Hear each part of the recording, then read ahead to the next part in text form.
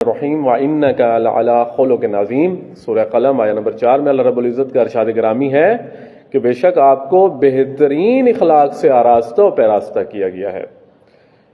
انسان کے لیے خوش اخلاقی اس دنیا میں جہاں جمال و عظمت کا مظہر ہے، وہاں آخرت میں بھی کامیابی و کامرانی کا سبب بنتی ہے۔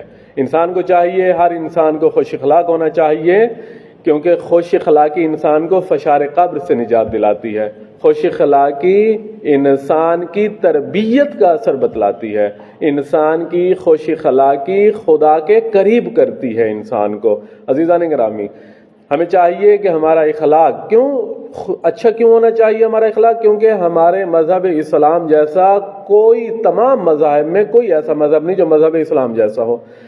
مذہب اسلام ہمارے نبی صلی اللہ علیہ وآلہ وسلم جیسی اس کائنات میں نہ کوئی بندہ تھا، نہ کوئی قیامت تک آئے گا۔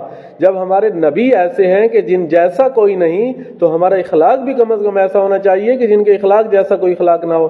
ہماری کتاب قرآن مجید جیسی کتاب کوئی نہیں ہے۔ ہماری کتاب واحد کتاب ہے جو تمام کتابوں پہ اولویت و فوقیت رکھتی ہے، تو ہمارا اخلاق بھی تمام اخلاقوں سے اولویت و فوقیت رکھنا چاہیے۔ یقیناً انسان کا خوش اخلاقی لوگوں کے قریب کرتا ہے انسان کو۔ بد اخلاقی انسان کو لوگوں سے دور